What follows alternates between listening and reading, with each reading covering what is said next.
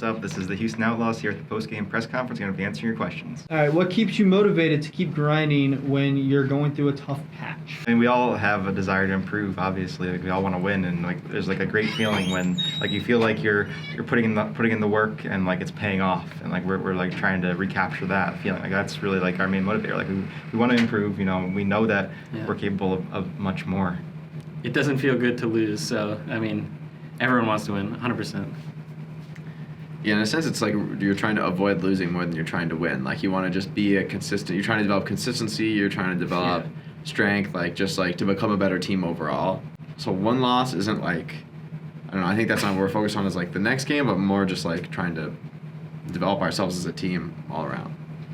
When I'm playing ranked, it's like, when I win, it's like I don't even feel anything. I'm just like, oh, this is what should have happened every time. And then when I lose, I'm like, how could this happen to me? Yeah. I'm supposed to win. What's going on? How could this happen to me? Did you prefer the stage 1 schedule where it was condensed at the start and then tapered off at the end? So you played 2 games, and then it was just 1? Or where it's a light start where you just skipped a week, had 1 game, and now it's 2.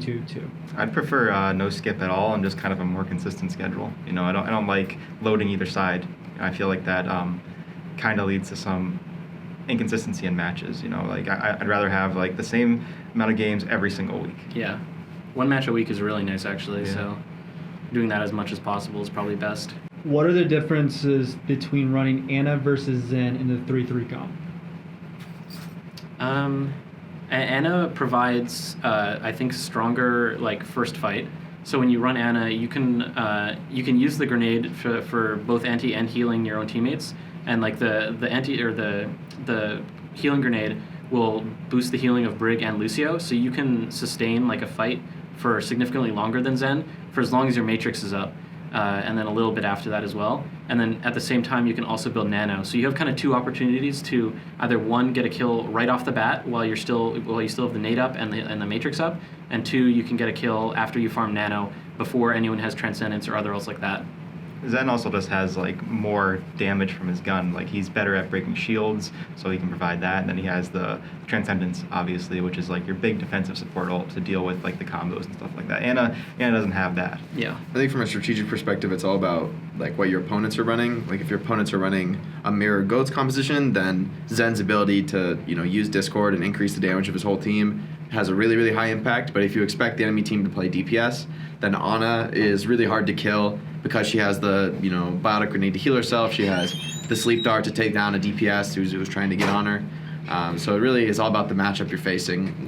What's better. Mm-hmm. Who or what was your inspiration for wanting to go pro? I don't know. For me personally, I was just like always super competitive. Like even when I'm not the best, I like want to be at the best at what I'm doing. So I've just always had that competitive drive, and I really love video games, and so it kind of became natural to be drawn to competitive video games and always want to be the best at it. Yeah, I wouldn't say I'd be able to narrow it down to like a single person or event, just kind of like a general thing, like what Danny said, with like competitive spirit and always wanting to compete and improve. For me, I think it was playing TF2 and seeing lots of competitive TF2 and wanting to get into that community and like explore that and just try and get really good at video games. I'd always been really competitive with my brother, so I think that was kind of the start of it for me. And then from there, just the interest kept growing, and it kept following and ended up working out. Are you excited for Texas next weekend? Hell yeah. Yeehaw! Yeah, it's gonna be fun.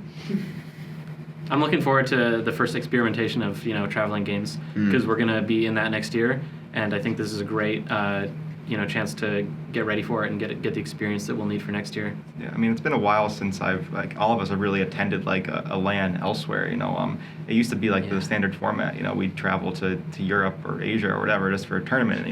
There was a period where like every month we're in a different city or a different country, but it's kind of like hasn't been like that for a while. So I feel like it's going to be like going back to those days, and that's always really fun because you get to see a new city and experience whatever kind of culture they have there, and it's almost like a little mini vacation because you're in this new place, all this new stuff, and like with all your friends, so it's always a lot of fun. Mm-hmm. That was the Houston Outlaws post-game press conference. We'll see you next time. Bye-bye.